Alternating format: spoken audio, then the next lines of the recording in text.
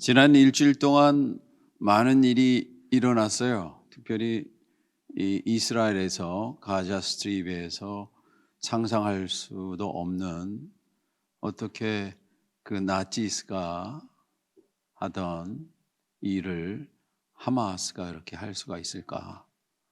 또한 그거에 대응하는 이스라엘의 반격도 상상 초월하는 아주 인휴먼한, 인간으로서는 도저히 할 수 없는 그런 극악무도한 일들이 벌어지고 있습니다.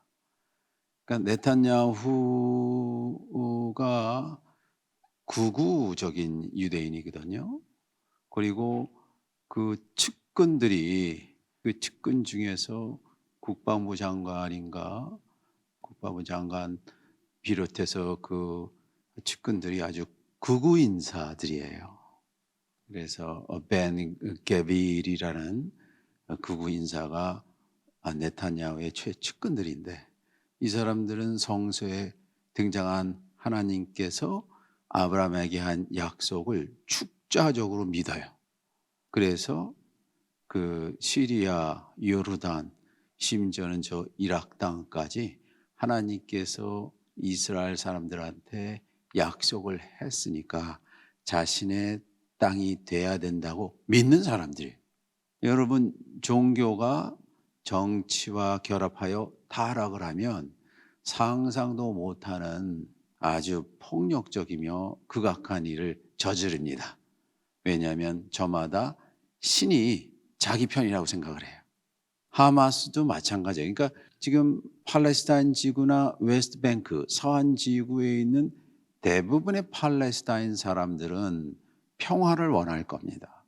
그러나 하마스나 헤즈볼라, 뒤에서 조절하는 이란의 시아파 일부들은 전쟁을 원하고 있어요. 전쟁. 그래서 자신의 뜻대로 이스라엘이 지상에서 사라졌으면 하고 생각을 해서 마구마구 정말 있을 수 없는 그런 행위를 하고 있고, 대부분의 이스라엘 사람들도 가자 지구의 침공을 원하지 않아요. 그러니까 네탄야후가 등장하고 나서 강경 노선으로 되고, 이 네탄야후는 웨스트뱅크도 점점점 이스라엘 사람들로 채우고 있고, 가자 스트립트로 자기네 땅으로 만들 거대한 계획 중에 일어난 사건이에요. 이스라엘이 사우디아라비아 결합해서 이제 이슬람권들을 전부 자기 편으로 만들려는 조짐이 있자 이 하마스가 그런 일을 저지른 겁니다. 진짜 패배는 뭐냐면 전쟁이 패배예요. 전쟁 자체가 패배거든요. 그러니까 이 전쟁은 언젠가 끝날 것이고, 이 사건을 되돌아보면 이스라엘이나 지금 하마스 두 진영이 상당히 후회할 거예요. 사실은 이스라엘이 온건으로 사실은 같이 살고자 하는 그런 노력들이 있었어요. 이스라엘의 이삭 라빈이 실제로 팔레스타인 사람들이 거기에 2000년 동안 살고 있었고, 여러분 아시다시피 거기가 영국의 식민지였고, 오토만 제국이 끝나고 나서 1917년에 이 땅을 나눠 가지기 시작을 했거든요. 그리고 1947년에 그 유명한 6.1 전쟁을 통해서 서양 사람들은 그리스도교가 국교인 나라들이 대부분이지 않습니까? 유럽 국가에. 그러니까 자신들은 유대교의 후손이라고 생각을 해요. 그래서 유대 그리스도교 전통이 이 유대인들이 상당히 억압을 받고 홀로코스트를 통해서 많은 학대를 받았기 때문에 그에 대한 보상으로 땅을 주기로 약속을 한 거예요. 그런데 그 땅은 이미 팔레스타인 사람들이 2000년 동안 살고 있는 땅이었거든요. 그래서 아랍 사람들이 90%, 거기에 있는 유대인들과 크리스찬들이 한 10%밖에 없었는데 그것을 일방적으로 재편을 했어요. 그래서 이 문제가 그 간단한 문제가 아니라 앞으로도 계속 골치 아픈 문제로 우리한테 지금 다가와 있습니다. 그래서 제가 이 문제를 아브라함의 아들 이스마엘을 통해서도 큰 민족을 이루겠다고 한 약속이 있잖아요. 그 구절을 다루지 못한 게 좀 아니 되는데, 제가 앞으로 오늘 7강이고 우리가 이제 3번 남았으니까 그 강의 때 어떻게 다시 제가 언급할 수 있었으면 좋겠습니다. 그래서 사라가 아이를 못 낳기 때문에 몸종, 이집트 몸종 하가를 통해서 아이를 낳지 않습니까? 그 아이가 이스마엘이에요. 히브리어는 이슈마엘이고 슈 사운드가 아랍어에는 없어서 이스마일이라고 해요. 이스마엘. 이 젊은 여자하고 해서 아이를 낳으니까 학대를 하는 거예요. 그랬더니 아브라함이 사라가 싫어하니까 이 종을 내쫓지 않습니까? 내쫓아서 먹을 것이 없이 사막에 헤매고 있었을 때 하나님께 부르짖었더니 하나님께서 들으셨다. 그래서 이슬람 민족의 조상이 이스마일, 하나님께서 들으셨다라는 뜻이에요. 그리고 도망치지 않았습니까? 그래서 그 몸종 이름이 하갈인데, 이 하갈이란 말이 기원 후 632년 무함마드와 그 친구들이 메카에서 떠나 메디나, 옛날 이름은 야스리브예요. 새로운 도시로 이전한, 이걸 성천이라고 하는데 그것을 헤지라라고 해요. 그 이슬람 원년이거든요. 헤지라라는 말이 셈조거에서 하갈하고 같은 어원이에요. 하갈 헤지라, 이주했다, 도망쳤다. 그렇게 해서 이스라엘이 유대 민족과 이슬람 민족이 새로, 그래서 이스마엘을 통해서도 큰 민족을 이루겠다고 약속을 하셨거든요. 이 세 종교를 아브라함 종교라고 해요. 아브라함 종교라면 유대교. 유대교가 등장한 건 기원전 4세기예요. 그 전까지는 유대교라는 것이 없었어요. 다 히브리 종교였죠. 나라가 없어지고 예루살렘 성전이 없어지면서 이 사람들이 성경의 독특한, 구약 성경의 독특한 해석이 자기네들 정체성이라고 했어요. 그래서 구약 성경에 대한 해석이 등장하기 시작했는데 그것이 탈무드, 미드라시, 미슈나 이런 책들이에요. 그 이후에 1세기에 등장한 것이 그리스도교고, 그 이후에 7세기에 지난 시간에 말씀드린 대로 아브라함의 자식 아람 민족에게는 예언자가 없었기 때문에 무함마드가 마음의 소리를 히라 동굴에 들었을 때 그의 부인 카디자의 사촌인 와까라 이븐 나팔이 당신이 아랍 사람들을 위한 예언자다라는 것을 알려줘요. 와까라 이븐 나팔은 우리가 흔히 아는, 우리가 속해 있는 서방 기독교가 아니라 동방 기독교예요. 서방 기독교하고 동방 기독교는 좀 차이점이 있어요. 서방 기독교의 핵심은 삼위일체입니다. 그러나 동방 기독교는 예수를 인간으로 봐요. 인간인데 신적인 대우를 받았다. 포인트가 달라요. 그래서 이것이 이제 1, 2, 3세기 지나면서 이단으로 정죄당했기 때문에 네스토리우스 학파들이, 네스토리오 종교들이 중국으로 들어갔죠. 그래서 당나라 시대 때 제2의 종교가 사실은 첫 번째가 유교였고 두 번째가 경교, 네스토리우스예요. 두 번째가. 그래서 여러분 시안에 비림박물관 가면 거기에 비림이 하나, 중국 유행 비가 있는데 거기에 중국 유행비는 하나는 한자로 쓰고 한쪽은 시리아, 아람어로 쓴 비석이 있어요. 그래서 실제로 당나라 시대 제2의 종교가 경교였습니다. 네스토리우스의 종교. 왜 경교가 들어가서 중국과 하나가 되었을까요? 중국에서는 신적인 예수보다 인간적인 예수를 더 허용했기 때문에 그래요. 마찬가지로 이슬람에서도 마찬가지예요. 이슬람에서도 인간적인 예수를 믿었기 때문에 네스토리우스 동방 기독교가 이슬람으로 들어간 거예요. 그래서 이슬람이 등장할 때 동방 기독교가 결정적인 역할을 합니다. 이 문제를 제가 앞으로 오늘 아침에 이제 뭐를 앞으로 할까 이렇게 생각을 하다가 야곱의 각성 중에서 특별히 이 비겁한 야곱을 공부할 거예요. 아주 비겁해요.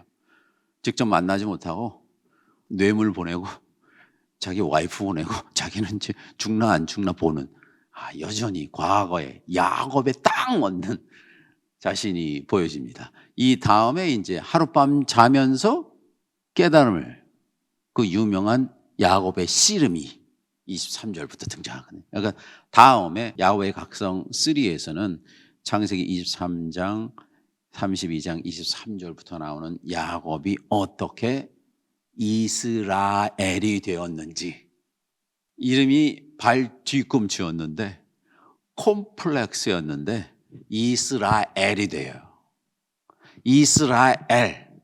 이스라엘이란 말이 좀 건방져요. 왜냐하면 하나님과 대결해서 이겼다라는 뜻이에요. 하나님에게 순종했다는 말이 아닙니다. 하나님께 자신의 삶의 의미가 무엇인지 지속적으로 묻고 그것을 깨달아 알고 하나님으로부터 새로운 이름을 부여받았다, 이런 뜻이에요. 그게 이스라엘입니다. 야곱이 이스라엘이 된 거는 하나의 애벌레가 나비가 된 거예요. 완전한 변신입니다. 각성. 완전히 달라지는 거거든요.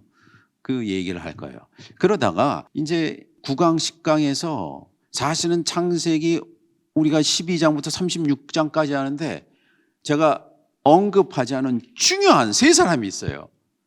제가 언급한 아브라함, 이삭, 야곱만큼 중요한 사람이고, 이 존재들은 뒤에서 아브라함, 야곱, 이삭을 조절하는 사람들. 실제로 이 세 사람이 없으면 아브라함, 이삭, 야곱이 아무것도 아니에요. 그게 누구냐? 아브라함의 부인 사라고요, 이삭의 부인 레벡하고 야곱의 부인 라헬입니다. 그래서 9강 10강은 이 세 여인에 대해서 완전히 매버릭이에요. 뒤에서 모든 걸 조절하는, 그런 것 성서에서 모든 걸 뒤에서 조절하는 사람이 누구냐? 사실은 여러분이 룻기에 등장하는 룻의 시어머니 나오미 생각하시면 돼. 뒤에서 룻한테 이거 해라 저거 해라 다 시키잖아요. 그래서 결국 다윗의 외할머니가 되는 거거든요. 그래서 어떻게 사라가, 아브라함은 겁쟁이였어요. 이집트 가서 당신이 너무 예쁘니까 나 죽이고 당신 데리고 갈 거다 그랬더니, 야, 사라가 이런 남편 데리고 살아야 되나 고민 많았을 거예요. 그러지 말고 나를 당신 여동생이라고 하십시오. 그러고 넘어갑시다 이렇게. 여기서도 매스터마인드는 야곱 아니에요. 딱 보니까 둘 중에서 에서가 아니라 야곱이 쓸만하거든. 그래서 야, 너 변장해. 몸에 털 붙여와. 내가 음식 해줄 테니까 들어가. 이거 모든 거를, 뒤에 있는 매스터마인드는 레베카, 리브가예요. 리브가 아니었으면 이 사건이 일어나지도 않아요. 그러니까 리브가가 사실은 모든 뒤에서 스크립트 쓰는 사람이고요, 야곱은 무대에서 하는 대본 읽는 사람이에요. 배우고요. 라헬도 마찬가지야. 라헬을 통해서 12지파가 막 나오는 거고. 그래서 제가 마지막에는 이 세 여인들이 영어로 하면 트릭스터예요. 트릭스터 그러면 사기꾼 이렇게 번역되는데, 모든 걸 조절하는 사람, 모든 거를 조절하는 사람, 기존의 질서를 흩트는 사람. 그리스 신화에 나오는 프로메테우스 같은 사람이에요. 신들의 소유를, 불을 훔쳐서 인간한테 주는 존재. 기존 질서가 흘러가는데 그대로 있으면 변화가 안 일어나요. 누군가가 트릭스터가 있어야 돼. 그런 존재 중에 최초의 여성은 이브예요, 이브. 하나님 말씀을 해석하는 신학자라 그랬죠? 만지지도 말고 보지도 말라고. 이 신학자예요. 이 뒤에서 다 조절한다고요. 이 트릭스터는 단단한 질서의 세계를 흩어서 혼돈으로 만들어서 그 안에서 새로운 빛을 창조하는 주인공들이에요. 니체 말에 의하면 내 마음속에 캄캄한 혼돈을 품어야 빛나는 별이 탄생한다. 기존의 질서, 스테터스 쿠어를 뒤집는 존재들이 트릭스터인데 성서의 여성들은 전부 트릭스터들이에요. 신약 성서의 막달라 마리아, 사마리아 여인. 생각해 보세요. 전부 이런 여인들이 다 트릭스터예요. 그래서 오늘은 비겁에 관한 얘기입니다. 비겁해요. 비겁이라는 거는 자신이 누구인지 모르고 숨는 거예요. 이 비겁이 단테가 신곡을 쓰면서 베르길리우스화가 지금 인파르노로 들어가는 거예요. 성 금요일 날 들어갔는데 이게 칸토 3에 세 번째 인페르노 칸토 3에 등장을 해요. 그래서 이 문에 들어가는데 이 문이에요. 이 그림은 영국의 유명한 시인이자 화가인 윌리엄 브레이크의 그림이에요. 여러분 영국에 가면 테이트 마든 갤러리 가면 거기에 윌리엄 브레이크가 셰익스피어만큼 존경받는 최고의 시인이자 화가거든요. 한번 가보세요. 이 그림을 보시면 헬, 칸토 3라고 그랬죠. 이게 인페르노 세 번째예요. 그래서 저 인방보에 세 가지 딱 세 줄이 써 있어요. 영어로 번역해서 거기 윌리엄 브레이크가 번역한 건데 원문은 그렇습니다. 이게 칸토 3의 인페르노의 1, 2, 3 페르미시바 넬라 찌타 돌렌테 어둠이 깊은 치타 도시 안으로 나를 통해서 당신은 들어가십시오. 이쪽으로 들어가면 돌렌테 치타 슬픈 도시래요. 이 돌렌테라는 건 슬픔이라는 거는 자기가 해야 될 일을 찾지 못해서 헤매다가 우울증이 걸린 상태를 슬픔, 돌렌테라 그래요. 슬픔의 도시로 들어갑니다. 페르미시바 넬 이테르노 돌레레. 이 돌레레가 돌렌테와 같은 것에 슬픔, 영원한 슬픔으로 들어갑니다. 이 슬픔은 잠시 슬픔이 아니래요. 영원한 슬픔. 영원한 슬픔은 저주입니다. 슬픔은 기쁨으로 가기 위한 단계인데 삼행에는 페르미시바 라트라 베르두타 젠테 베르두라 젠테는 자신의 길을 잃어버린 젠테 사람들 안으로 들어갑니다. 이 성문이 그래요. 이게 지옥이 이런 거예요. 지옥이 이런 거예요. 지옥이라는 거는 자신이 해야 될 일을 모르는 사람들이 모인 장소예요. 그 이제 쭉 나와요. 32행에 디시 마이스트로. 그러니까 베르길리우스한테 물어본 거예요. 선생님, 그다음에 케길겔 키오도 내가 들리는 이 소리는 무엇입니까? 이거 뭐냐면 베르길리우스하고 단테가 이제 인페르노 문으로 들어가기 전에 이상한 소리가 들리는 거예요. 그 소리가 뭡니까? 이렇게 물어본 거예요. 케게 젠티 이제 케파넬로 두시반타. 누가 저렇게 슬퍼서 울고 있나요? 그래요. 이게 너무 신기한 거예요. 지옥도 거부한 사람들이 있대요. 지옥도 들어가지 못한 사람이 있어요. 그러니까 에드엘레미야 그가 나한테 말했다. 퀘스토 미제로모도 이러한 슬픈 비참한 방식은 테년 라미 트리스테 디 꼴로레 다음과 같은 슬픈 영혼을 지닌 사람들이다. 36행을 보세요. 제가 생각하기에 인페르노 칸토3의 36행이 비겁에 대해서 가장 잘 표현한다. 36회 케비사 산자 그들은 살았는데 산자 뭐뭐 없이 인파미야 이게 인퍼미가 누구에게 욕먹지도 않고 산자로도 누구에게 칭찬도 받지 않은 족속들이다. 세상에서 여러분이 간절히 하고 싶은 일이 있으면 그거 하셔야 되거든요. 성경은 그걸 해도 좋다라고 격려하는 책이에요. 왜? 인간이 하나님의 형상으로 지음을 받았기 때문에. 깊이 기도하고 묵상해서 그것을 발견해서 발굴해서 발휘하라. 이게 성서의 아주 중요한 주제예요. 그걸 하다 보면, 세상에 살다 보면 인파미아, 다른 사람으로부터 오명을 씌울 수도 있어요. 혹은 잘 돼서 다른 사람이 로로 칭찬할 수도 있어요. 그거 두려워하지 말아요.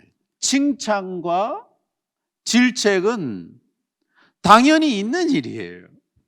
시간이 지나면 오명이 유명이 되기도 하고 유명한 게 오명이 되기도 해요. 이 두 가지를 시도하지 않고 너무 무서워서 아무것도 안 하는 사람들 있죠. 그걸 뭐라 그러냐? 이탈리아로는 vil다, 비겁이라. 지금 오늘 32장에 보는 야곱은 너무 비겁해요. 지금 형 만나러 가는데 자기 안 가. 선물 보내고 뭐 보내고 심지어는 자기 애들도 보내고요. 자기 부인들도 보내. 그리고 뒤에서 뭐 하는지 아세요? 죽나 안 죽나 보는 거예요.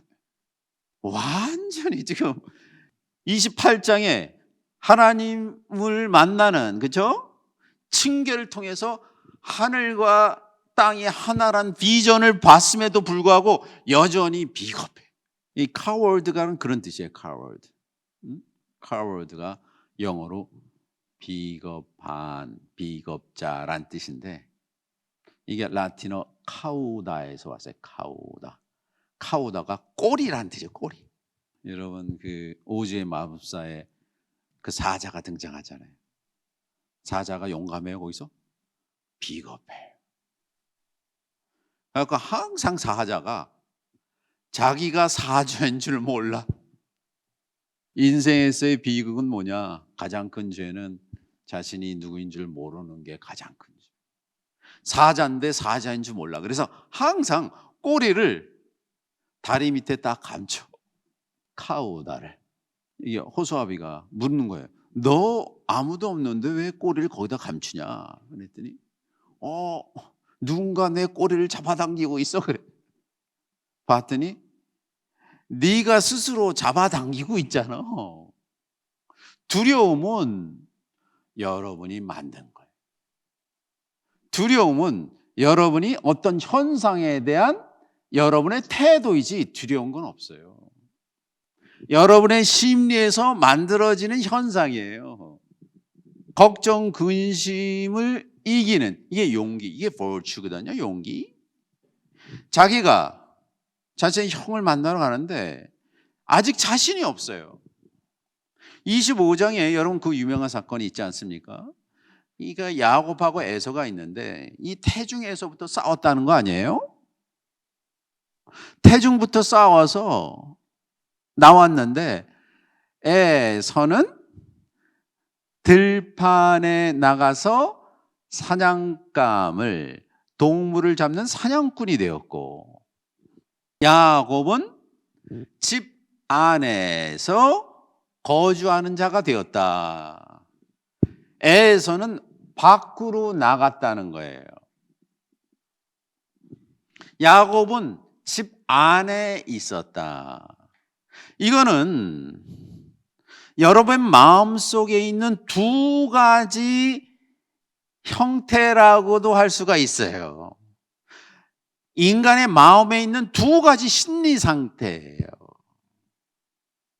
자신의 이름을 내기 위해서 내가 아닌 밖에서 어떤 동물을 잡아야지만 자신의 가치가 인정된다는 존재가 있고, 또한 존재는 그것이 아니라 자신의 내면에서 자신의 가치를 찾으려는 존재가 있다고도 해석할 수가 있어요. 그런데 에서가 사냥하고 나와서 배가 고팠대요. 거기 히브리 단어가 예프란 단어거든요. 너무 지쳤어요. 하루 종일 사냥을 하다가 너무 지쳤기 때문에 배고플 거 아니에요? 집에 오니까 야곱이 뭐 하고 있었어요? 그 유명한 죽을 쓰고 있었어요. 렌티를. 그랬더니 제가 뭐라고 말하냐면, 야, 죽 한 그릇 달라. 근데 야곱이 중요한 거를, 이 세상 가장 중요한 가치를 하나 갖고 있었어요. 그것이 장자권이라는 거예요. 장자권. 보코라라 그러면 장자, first, 첫 번째 아들, 첫 번째 자녀란 뜻이에요. 보코라. 그런데 이것은 뭐냐? 보코라가 또 무슨 뜻이냐면 어머니의 태로부터 나오는 첫 번째 아이라는 뜻이고, 은유적으로 안전한 지대에서 세상 밖으로 용기 있게 나오는 자란 뜻도 해요. 장자권은 이걸 법률 용어로만 해석하면 안 돼요. 장자권이라는 것은, 모코라는 것은 새로운 세계로 들어가기 위해서 필요한 용기 같은 거예요. 누구나 자신의 삶에서 여러분의 장자권이 있어요. 새로운 세계로 들어가기 위해서는 내가 항상 문지방에 있어야 돼요. 문지방은 나의 목숨을 앗아가는 위험한 공간으로 나와야 돼. 세상 밖으로 나와야 돼. 내가 언제나 어머니 뱃속에 있을 수 없어요. 그러다 죽어요. 시간이 되면 반드시 나와야 돼요. 근데 모든 생물들이 다 그래요. 너무 새 알 안에서 오래 있다 그럼 썩은 거예요. 그 안에서 있다 그러면 어머니도 죽고 아이도 죽어요. 반드시 뚫고 나와. 이게 뻑거리란 말이 뚫고 나오다는 뜻이에요. 그러면 뻑거라를 야곱이 형한테, 나한테 주겠느냐? 이스라엘 전통에서는 당연히 첫 번째 아들한테 주는 거예요. 이건 전통이에요. 전통은 왜 있습니까? 깨라고 있는 거예요. 그죠? 이걸 당연하게 여기지 않았어요. 야곱이 자신의 마음속으로 계속 들어가서 나한테 중요한 거는 나의 장자권도 중요한 거예요. 그러면 그 장자권을 나한테 주겠냐? 그랬더니 뭐라 그래요? 에서가 배고픈데 장자권 아무것도 아니다. 그러니까 여기서 장자권이라는 것이 에서가 모를 리가 없거든요. 보통 사람들은 이삭이 가진 모든 재산권만 생각하는데, 재산은요, 재산을 잘 운용할 수 있는 능력을 가진 자에게 진정한 재산이지, 아무런 능력이 없는 사람은 재산이 아니라 그것은 재앙이에요. 초등학교 학생한테 1억 줘보세요. 재앙이에요. 그랬더니 이 모코로 장자권이라는 것이 자신이 가진 것을 잘 운용할 수 있는 실력이거든요. 그거 잘 안 보여요. 그러니까 에서가 뭐라 그래요? 배고파 죽겠는데 이 추상적인 삶의 원칙 같은 장자권 아무것도 아니라 그럼 너 가져 그랬어. 분명히 형이 그런 말 했지. 오케이, 그럼 내가 갖겠다. 그 순간에 장자권이 넘어간 거예요. 실제로 뭐 동산, 부동산, 주식이 넘어간 것이 아니라 그 사람의 인생에 있어서 자신의 삶을 운영할 수 있는 실력이 넘어간 거예요. 그걸 상징적으로 보여준 거예요. 이게. 그때 마스터마인드가 있었죠. 레베카가, 야, 아버지가 지금 이삭이 눈이 어둡고 거의 죽을 때가 됐으니까 장자권을 주는 의식을 할 거다. 그 의식이 뭐예요? 사냥 요리하는 거예요. 사냥해서 그 요리를, 우리 지난번에 그거 하지 않았습니까? 아브라함이 창세기 15장에서 뭐 했죠? 동물을 잘라서 계약을 맺었잖아요. 그 계약을 맺는 거예요. 이삭이. 레베카가 뒤에 숨어서, 야, 이게 에서는 장자권이라는 걸 너무 소홀히 여긴다. 소홀히 여기면 아브라함과 이삭과 이 신안 정통이 완전히 망가질 수밖에 없기 때문에 내가 뭐해요? 변장해라. 이 에서가 몸에 털이 많으니까 털을 붙여라. 이런 코미디가 없죠. 그래서 인류의 모든 경전과 신화에는 변장술이 꼭 항상 등장해요. 변장이에요, 변장. 변장술을 통해서 남을 속입니다. 속이는 거예요. 그러니까 이 스토리를 그냥 표면적으로 보면 어떻게 아들이 아버지를 속여서 그걸 갖고 가냐라고 생각하지만 사실은 그렇지 않아요.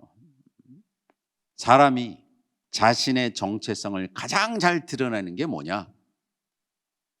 그 사람의 목소리입니다. 목소리를 들으면 누군지를 알아요. 여러분이 전화 오는데 전화번호 띄지 않고 예전에 핸드폰이 없었을 때 딱 들으면 누군지 딱 알죠. 목소리가 그 사람의 인생이기 때문에. 분명히 이삭이 에서의 목소리와 야곱의 목소리를 알아요. 그런데 몸을 만져봤더니 몸은 에서인데 목소리는 야곱 같구나. 그렇잖아요. 이삭이 안 거예요.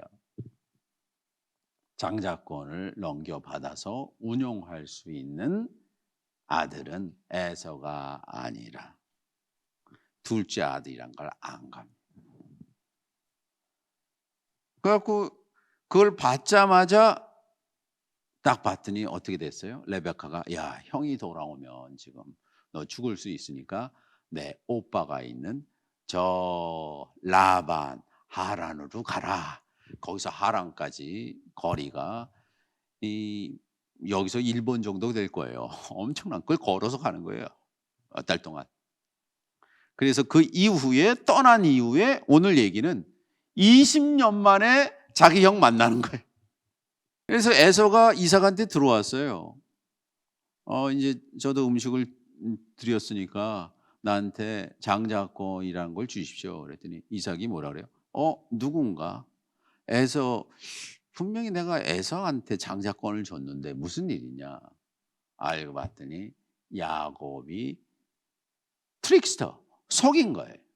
여기 버거라란 말이 무슨 뜻이냐면 장자권인데 바가라 BKR인데 요거를 뒤에 있는 두 자음을 도치하면 이게 베렉 축복이란 뜻이에요. 내가 너한테 줄 축복을 이미 야곱한테 줬기 때문에 너에게 더 이상 줄 것이 없다라고 말해요. 한번 말을 했는데 말한 걸로 모든 재산까지 다 갔다는 거예요. 이게 무슨 뜻입니까? 고대 이스라엘, 히브리어 그리고 신약성서 정통한테 말이 되게 중요해요. 말이 곧 우주 창조예요. 말이 곧 그 결과예요. 창세기 1장 3절에 하나님께서 빛이 있으라라고 말했더니 빛이 있는 거예요. 신은 누구냐? 말한 게 이루어지도록 하는 존재가 신이에요. 근데 말을 했는데 이루어지지 않죠? 그거는 귀신이에요. 그건 가짜예요. 그걸 뭐라고 하냐? 그걸 거짓이라 그래요. 거짓. 그래서 이 현상은 조라스터교에서 엄청난 주신이 있어요. 아호라 마즈다라는 신이 있고 거기 악신이 있어요. 앙그라마이뉴스라고. 이블 스피리트가 있어요. 이블 스피리트의 특징이 뭔지 아세요? 거짓말이에요.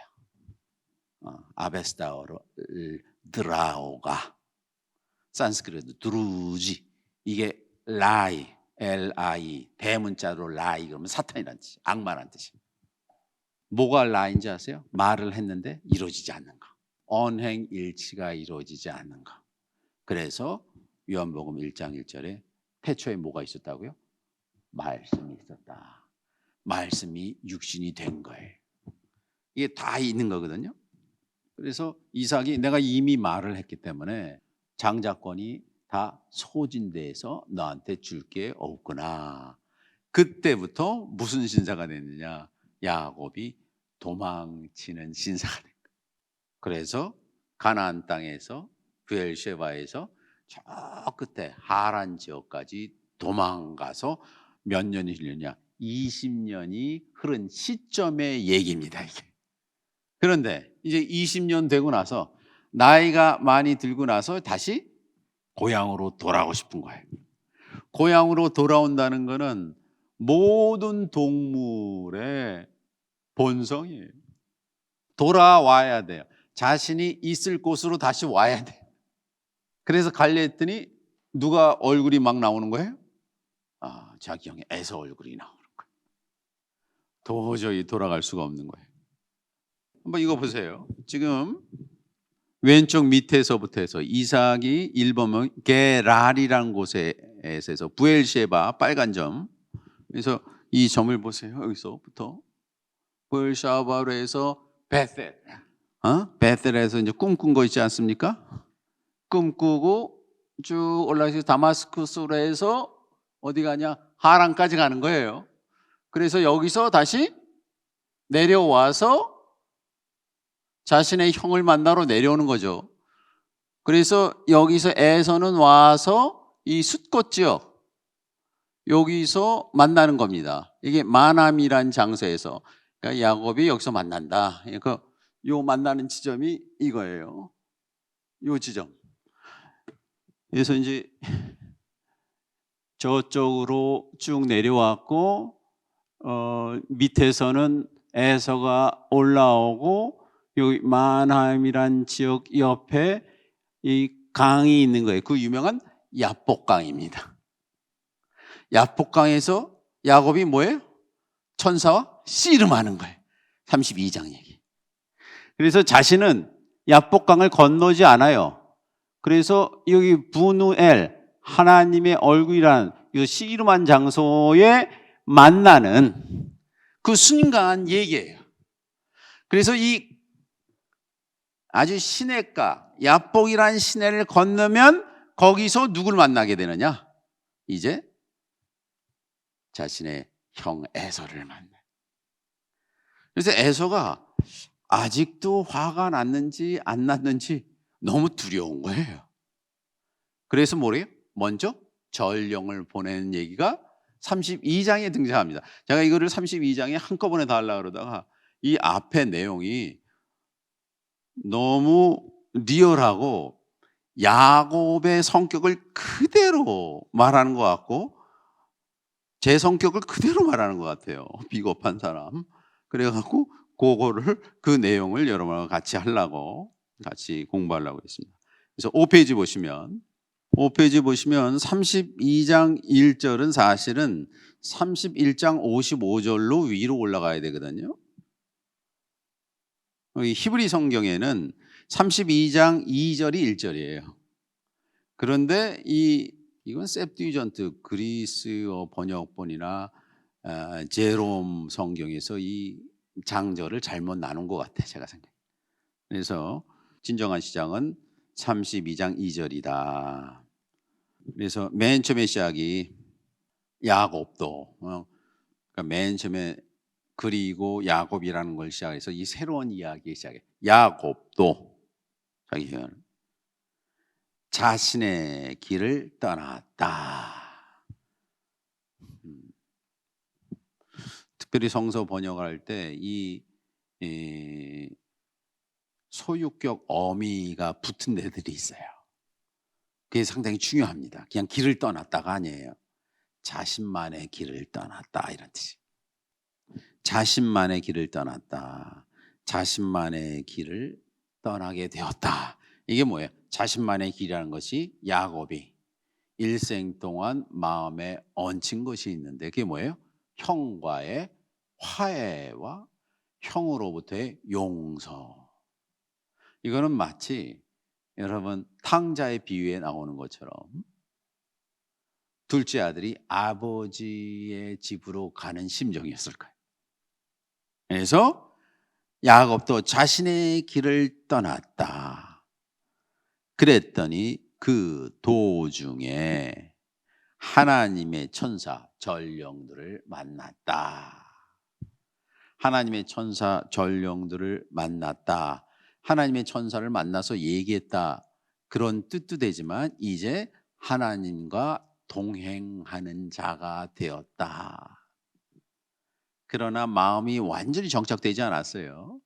자신의 가장 중요한 자신을 죽여야지만 새로운 인간이 되거든요.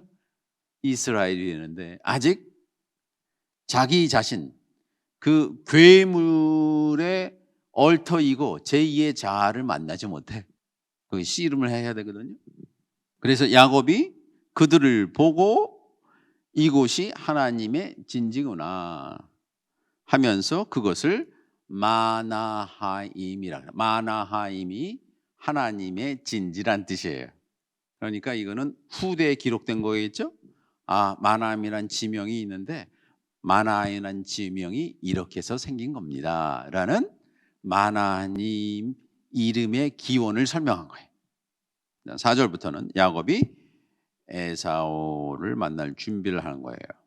야곱은 에돔 들판 세일 지방에 있는 형 에사에게 전령을 앞서 보내면서, 자기가 직접 가지 않아요. 자기가 재산도 많이 얻었고 부자가 됐고 종을 거느릴 만큼 그렇게 위치가 있는 사람이기 때문에 직접 가지 않고 누굴 봅니까? 여기서 전령, 말악이라고 전령. 이 전령이라는 것이 어떨 땐 천사로 번역되기도 하고, 하나님의 일을 가지고 이 땅에 내려온 사람은 천사, 전령이에요. 메신저. 그러나 부자인 지금 야곱의 전령은 그 식솔들 또는 하인들이겠죠. 하인들을 앞서 보냈다. 이 4절에서 야곱의 심정을 좀 알 수 있는 거예요. 직접 가지 않고 먼저 형한테 형의 심정이 어떤지 알아보기 위해서 전령들을 먼저 보냈다. 그리고 오행, 이거를 계속 강조해요. 자기가 한 말을 그대로 형아에게 전해라라고 말해요. 전령들한테. 그는 그들에게 다음같이 말하라고 시켰다. 명령하였다. 나의 주인 에사오에게 다음같이 말하라. 그래서 에서가 있는데 에사오를 뭐라고 하냐? 아도니, 나의 주인이라 합니다. 그러니까 자신의 형을 자신의 주님이라고 불렀어요. 이 아돈이란 말이 주인이라는 뜻이고, 종교적으로 말하면 아돈이 야훼 하나님을 또 아돈이라 그래요. 여러분 영화 코바디스 보셨습니까? 거기에 코바디스, 주님 어디로? 아도나이, 나의 주님 어디로 가시나이까? 이게 아돈이에요. 아돈. 아돈은 사실은 서약적인 용어예요. 아돈은 집의 주인이란 뜻이고, 집 주인의 종들은 에베드라고 하고 주인은 아돈이라고 그러거든요. 그래서 자기를 야곱이 비하해서 말하는 거예요. 나의 주인님 에서에게 다음같이 말해라. 그리고 자신을 뭐라 그래요? 당신의 종입니다. 바짝 엎드렸어요. 엎드려도 아주 완전히 엎드렸습니다. 비겁하게. 그러니까 지금 형 눈치를 보는 거예요. 당신의 종 야곱은 라반에게 저 위에서 하란에 몸붙여 살다가 보니 이렇게 세월이 흘러갔군요. 늦어졌습니다. 20년이나 흘렸거든요. 여기서 특별히 라반에게 몸붙여 살았다. 여기 단어가 하는데 몸붙여 살았다. 이거를 가르라고 히브리어로 하는데, 이 가르라는 단어가 소위 말하는, 한국말로 이걸 번역하면 나그네예요. 나그네, 가르라는 거는 잠시 법적인 권한이 없이 외국인으로 남의 나라에 노동하면서 잠시 살다가 게르게가 나그네. 그래서 이 나그네는 항상 히브리인들의 자기 정체성이 뭐냐? 나그네였어요. 나그네로 저 메소포타미아 지역에서 이미 이주해서, 그래서 자신들을 히브리인들은 떠돌이 아람인이라 그래요. 떠돌이 아모리인이라고도 하고. 그래서 계속 이주해요. 아주 국경, 메소포타미아인들도 아니고, 그 당시 팔레스타인인들도 아니고, 이집트인도 아니고, 잠시 일용직을 하면서 지나다니는 사람들이에요.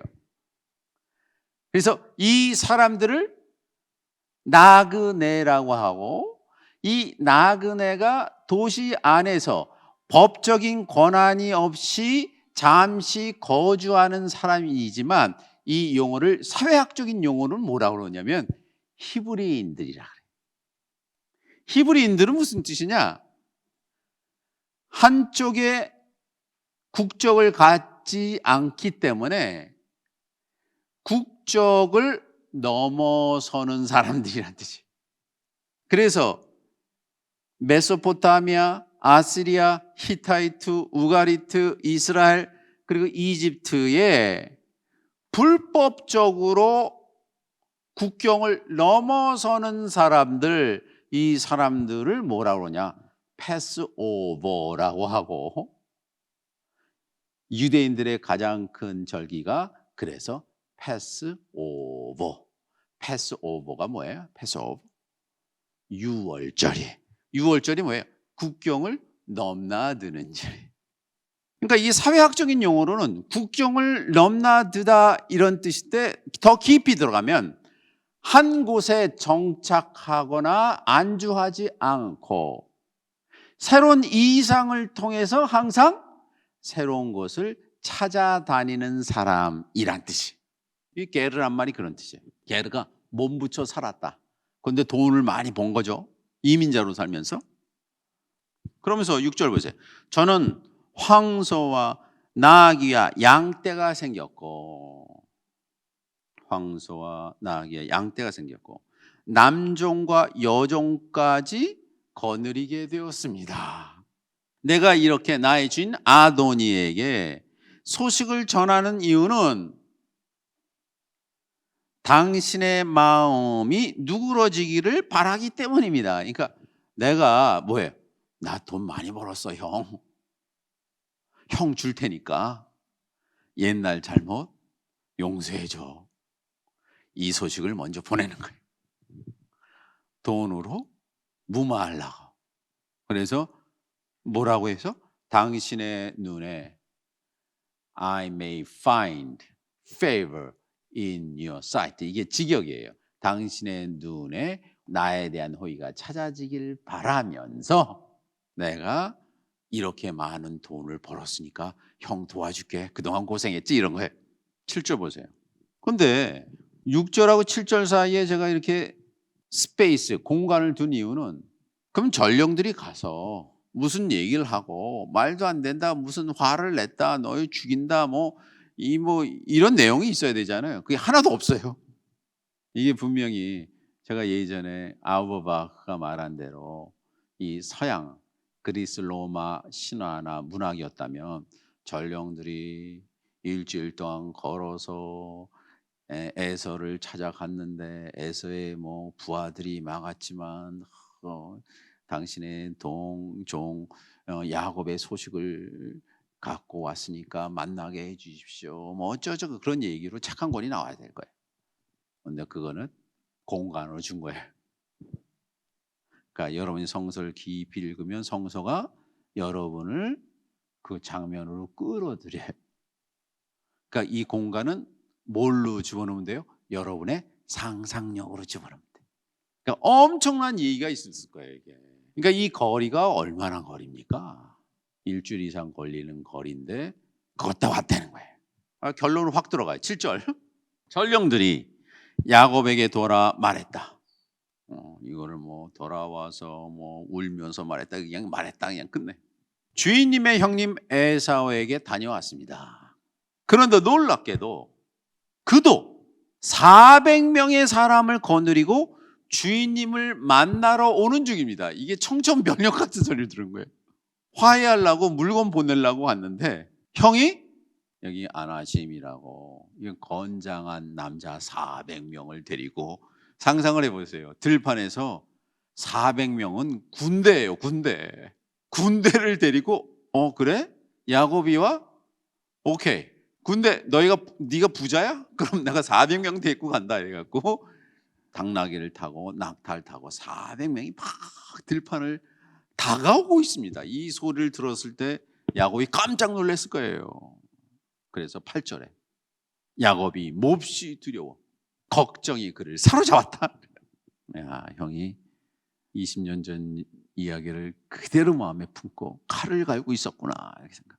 그래서 몹시 두려워서 이라 야곱 메오드가 몹시 이 부사가 좀처럼 등장하지 않는가. 몹시 두려워서 몹시 두려운 거 끝난 것이 아니라 그 다음 문장을 보면 그가 쫄로 걱정이 그를 완전히 공포가 그를 사로잡았다. 이 쫄이라는 것이 뭐냐면 완전히 이렇게 사람을 구석으로 몰아서 완전히 아무것도 하지 못하게 마비시켜버렸다 이런 뜻이에요. 400명이 데리고 오니까 지금 상상을 해보세요. 야 이렇게 오니까 내가 어떻게 해요? 아니 같이 맞설 수는 없고 400명이 온다는데 자기는 부자였지 군사를 거느리지 않았거든요. 군대를. 근데 400명이 남정네가 오니까 자신의 전략을 좀 수정합니다. 이제 전략을 수정하는데 자기가 준비한 선물을 몇 차례 보내면서 추이를 봐야겠다고 생각한 거예요. 그래서 하는 말이 그는 일행과 양떼와 소떼와 낙타떼를 두 패로 나누었다. 그는 속으로 말하기를 뭐라 그러죠? 두 패로 나눈 건 뭐예요? 에사오가 한 패 달려들어 쳐 죽이면 나머지 한 패가 도망칠 수 있기 때문이다 그러죠. 그러니까 이때까지만 해도 뭐예요? 에사오가 자기를 죽이러 오는 거라고 생각한 거예요. 그리고 나서 10절 보세요. 야곱은 기도를 드린다. 할아버지 아브라함의 하느님, 아버지 이삭의 하느님, 저에게 고향 친척에로 돌아가면 앞길을 열어주시겠다고 약속하신 야훼 신이시여, 이 일어난 현상에 대해서 말씀해 주십시오. 이렇게 한 거예요. 하능이 하는 게 지금 모든 것이 타브란 뜻으로 모든 일이 잘 술술 풀려진다고 분명히 약속하신 야훼 신이시여, 이게 어찌 된 일입니까? 제 형이 400명을 거느리고 날 죽이러 달려오고 있습니다. 당신께서 이 종에게 베푸신 한결같으신 사랑을 전 받을 자격이 없습니다. 자기를 비하해요. 이 강을 건널 때 제가 가진 것이라는 건 강을 건너서 하라노 갈 땐 지팡이 하나밖에 없었다는 거예요. 의지할 게. 그런데 저는 이렇게 많은 무리를 이뤘습니다. 많은 돈과 재산을 획득했습니다. 그러니 하나님, 이제 매달릴 게 하나님밖에 없어요. 저를 에사오의 손에서, 형의 손에서 건져 주십시오. 에사가 와서 어미들과 자식들까지 우리 모두를 죽일까 두렵습니다.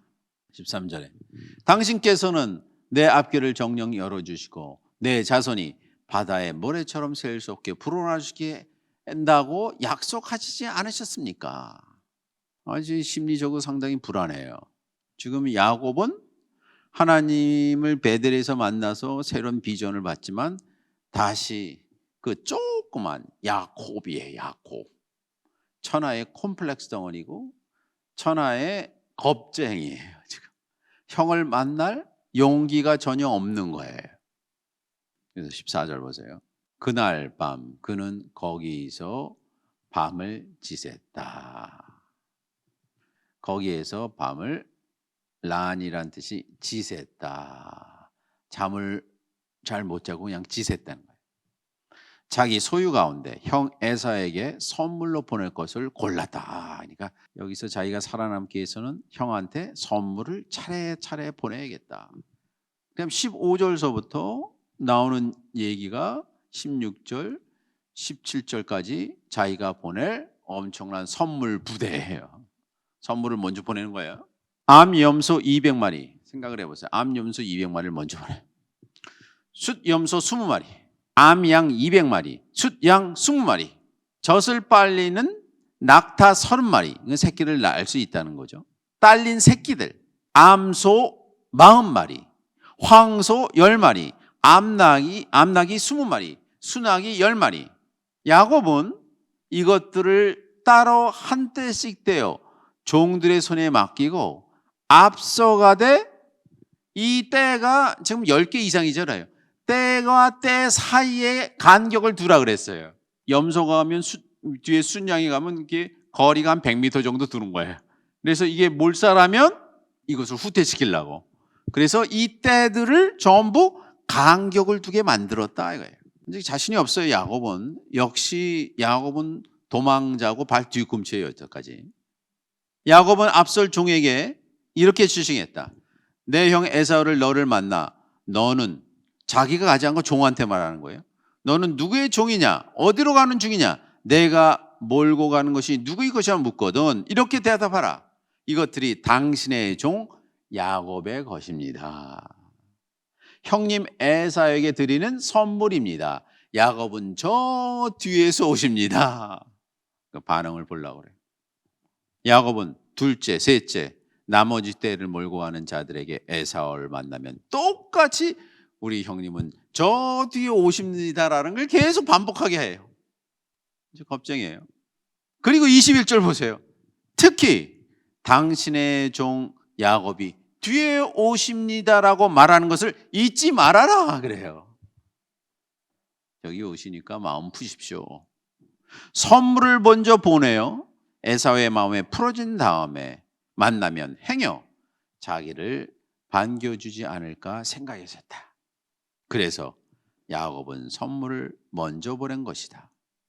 그는 그날 밤 천막에서 밤을 묵었다. 14절과 22절이 밤을 묵었다. 그래서 그게 어디냐? 이 야복강가거든요. 아까 말씀. 야복강가에서 밤을 지새면서 꿈을 꿉니다. 이 심리적으로 완전히 겁쟁이가 되고 두려운 상태예요.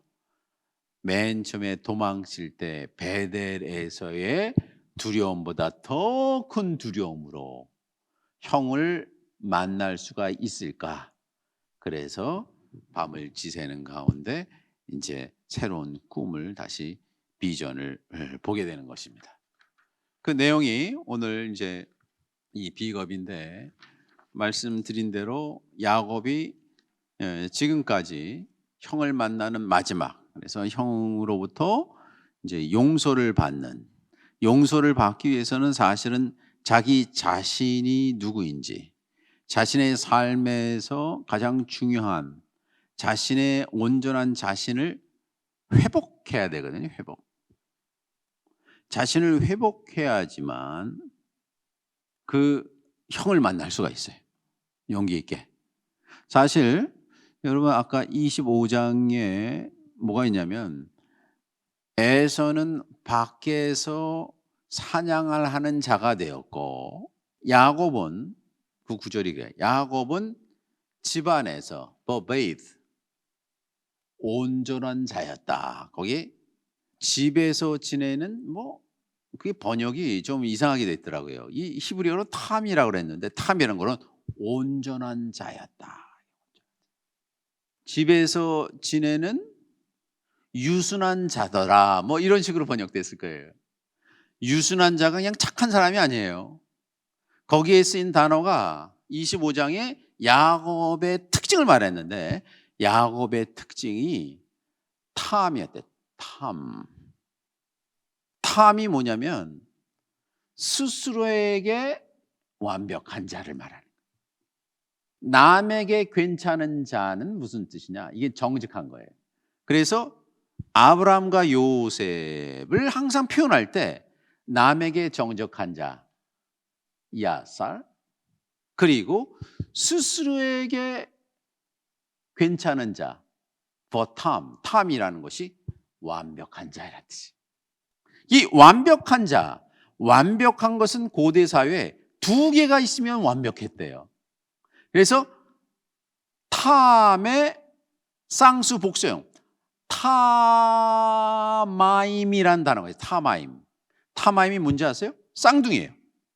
그러니까 야곱과 에서가 타마임 쌍둥이로 왔는데, 이 쌍둥이 마음의 한 마음에 하나는 외부에 보여지기만을 원하는 자가 있었고, 또 하나는 스스로 자신에게 온전한 자가 있었다는 거예요.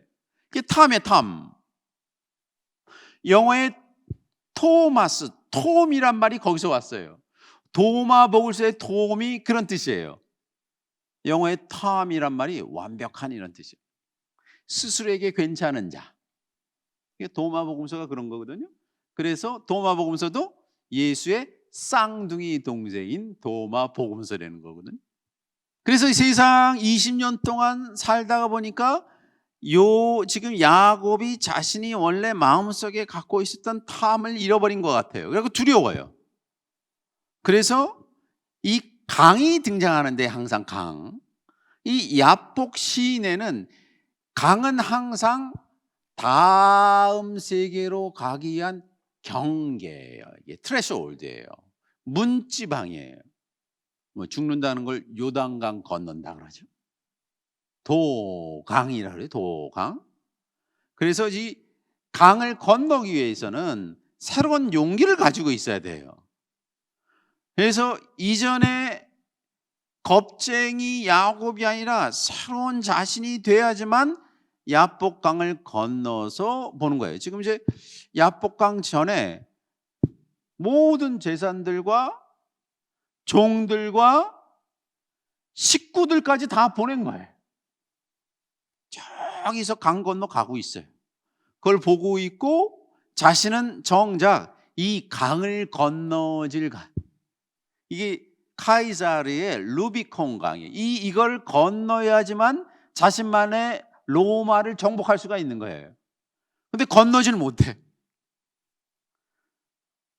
자신이 스스로 만나야 되는데 외부의 상황으로 에서의 마음을 얻으려고 그래. 용기가 없는 거예요.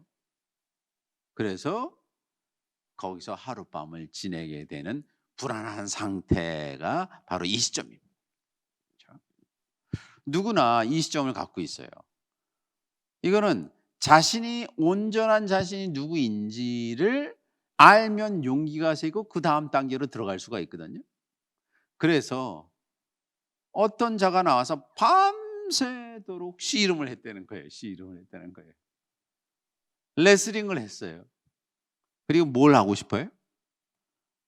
당신의 이름이 무엇입니까? 이 자가 있는데, 여러분 32장 23절부터 한번 쭉 읽어보세요. 너무나 신기한 거는 어떤 사람이라고 하기도 하고 신이라기도 해요. 천사라고도 하고, 이게 혼재되어 있어요. 누구하고 씨름을 했는데 밤새도 누구하고 씨름했는지 아세요? 자기 자신하고 씨름한 거예요. 그래서 이름을 물어봐. 너 왜 이름을 물어보냐? 그래서 자기가 이 골반뼈가 이어질도록 완전히 더 이상 싸움할 수 없는 상태에서 당신의 이름이 뭡니까? 자신의 정체성, 자기가 누구인지를 알려고 노력한 거예요. 그래서 이 천사가, 낯선 자가 너의 이름은 더 이상 야곱이 아니라 이스라엘이다라는 말을 해주거든요. 그걸 언제서 하냐? 이 야복강 전에서 하는 거예요. 강이라는 것이 다음 세계로 넘어가는 예수 그리스도께서 공생애를 시작하기 위해서 요단 강에서 세례를 받으신 거예요. 세례라는 건 뭔지 아세요? 물속으로 쭉 들어간 건 오래된 혼돈의 세계로 자신을 죽이는 거예요. 물에서 쭉 나온다는 건 무슨 뜻이지 아세요? 하늘로부터 비둘기 같은 성령. 비둘기라는 건 뭐냐? 노아 방주에 있던 비둘기, 희망의 상징. 거기에 성령이 내렸다, 바람이 불었다는 거거든요. 이스라엘 사람들이 온갖 오합지졸의 인간들, 히브리인들인데 이 히브리인들이 가나안 땅으로 가기 위해서는 반드시 거기는 바다를 건넜어야 돼. 이게 홍해 바다. 바다를 건너야지만 새로운 민족이 되는 거예요. 근데 바다를 건넜어도 사람들이 오합지졸이에요. 아직도 이집트에서 하던 금송아지 이 물질이 제일 좋은 줄 알고, 그래서 거기에 몇 년 동안 있어야 되느냐? 40년 동안 있어야 돼요. 그럼 뭐야? 오래된 세대가 전부 죽는 시기예요. 그래서 결국 모세가 가나안 땅에 못 들어가는 거예요. 오래된 세대니까. 40년 지나면서 완벽하게 오래된 과거의 이기심이 빠지면 새로운 젖과 꿀이 흐르는 땅으로 가는 거예요. 세례라는 것이 그렇습니다. 세례라는 것이 오래된 자아를 죽이고 새로운 자아를 만나는 거거든요. 그래서 여기서 똑같은 의례를 야복강에서 씨름하는 거예요. 이건 천사는 얼터 이고예요. 자기 자신이야. 내가 누구인지 알고 싶어 하는 거예요. 그 간절한 바람으로 인해서 새로운 인간이 되었다는 거죠. 이스라엘이 된 사건이거든요. 그래서 그 사건을 다음 시간에 좀 같이 읽어오시면 좋겠습니다.